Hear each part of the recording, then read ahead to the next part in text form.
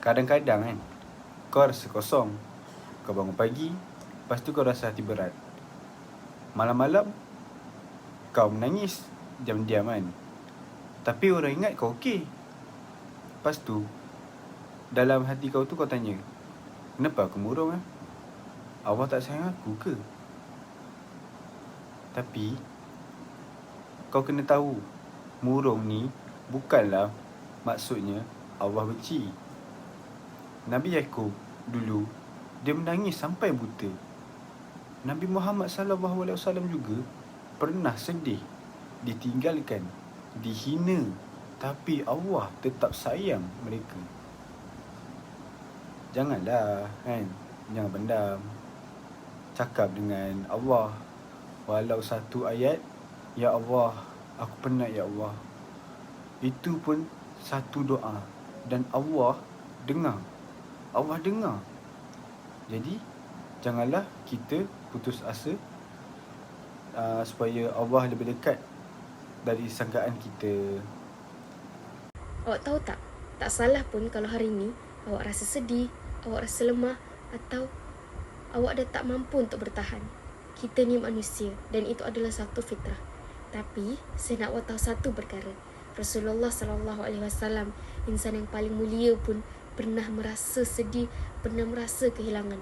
Baginda hilang isteri tercinta, Siti Khadijah, tulang belakang perjuangan baginda. Dan dalam masa yang sama, baginda kehilangan bapa saudara yang sentiasa melindungi baginda. Tahun itu dikenali sebagai tahun duka cita.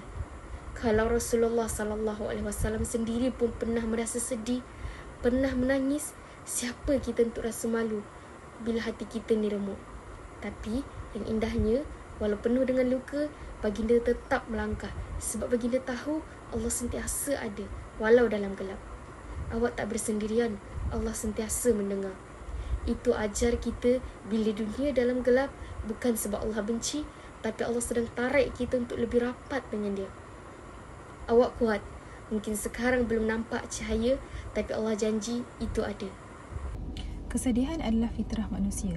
Setiap manusia pasti pernah melalui detik-detik sukar dalam hidup, rasa sedih, kecewa, hilang semangat, seolah-olah tiada siapa yang faham. Hari ini saya ingin kongsikan sedikit tentang satu perkara yang sangat dekat dengan hati kita, iaitu kesedihan. Sebenarnya sedih itu bukan kelemahan, ia adalah fitrah sebagai manusia. Allah memang ciptakan kita dengan pelbagai emosi seperti marah, gembira, takut dan juga sedih. Itu semua sebahagian daripada sifat kemanusiaan yang Allah tanam dalam diri kita. Kalau kita lihat dalam kisah para Nabi, mereka juga pernah melalui kesedihan yang sangat dalam.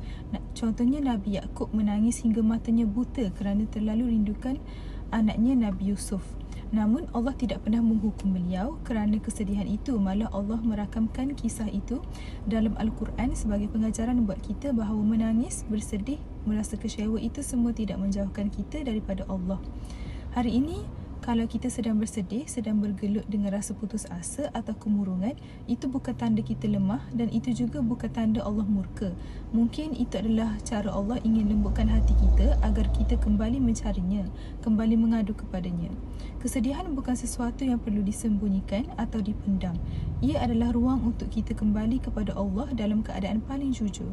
Jadi jangan malu dengan air mata dan jangan takut untuk meluahkan perasaan dalam doa. Ingatlah Allah sentiasa ada dan tidak pernah meninggalkan hamba-Nya yang sedang mencari ketenangan. Kau menangis setiap malam. Kau rasa kosong, tak tahu nak cerita pada siapa. Tapi tahu tak, air mata itu pun satu doa.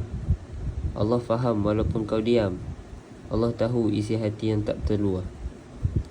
Kadang kau tak mampu nak angkat tangan pun, tapi hati yang patah pun Allah dengar. Jangan tahan perasaan tu, luahkan pada Dia.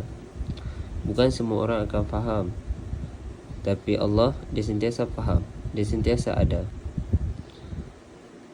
Ya Allah, jika hatiku lemah, kuatkanlah. Jika aku jauh, dekatkanlah. Jika aku terluka, sembuhkanlah. Dan jika aku menangis dalam diam, tenangkanlah aku dengan kasih sayang-Mu. Murung bukan bererti Allah benci. Mungkin itu cara Allah peluk hati kita dalam diam. Murung bukan bererti Allah benci dalam perspektif sokongan dan bimbingan. Yang pertama adalah peranan komuniti dan keluarga. Orang yang mengalami kemurungan sangatlah memerlukan sokongan sosial, kehadiran keluarga, sahabat dan juga masyarakat yang memahami, yang boleh menjadi pelindung emosi. Islam sendiri menekankan bahawa pentingnya ukhuwah dan ta'awun, iaitu tolong-menolong dalam menghadapi ujian hidup. Yang kedua, adanya sikap empati bukanlah menghakimi. Individu yang murung tidak perlu dihakimi dengan kata-kata seperti kurang iman atau jauh dari Tuhan. Sebaliknya, mereka perlu dipeluk dengan empati. Nabi SAW sendiri tidak pernah mencela orang yang sedang bersedih, malah menjadi pendengar yang penuh kasih. Yang terakhir adalah bimbingan spiritual dan emosional. Pendekatan bimbingan boleh datang melalui tazkirah, kaunseling Islamik atau hanya sekadar menjadi pendengar yang setia. Bimbingan ini memberi ruang kepada mereka untuk berkongsi dan mendekatkan diri semula dengan Allah secara perlahan-lahan. Sokongan dan bimbingan yang bersifat rahmah dan tidak menghakimi adalah satu bentuk kasih sayang yang Allah salurkan melalui manusia sekeliling. Ia membantu individu yang kemurungan sedar bahawa ujian ini bukanlah tanda Allah membenci, tetapi peluang untuk kembali lebih dekat kepadanya.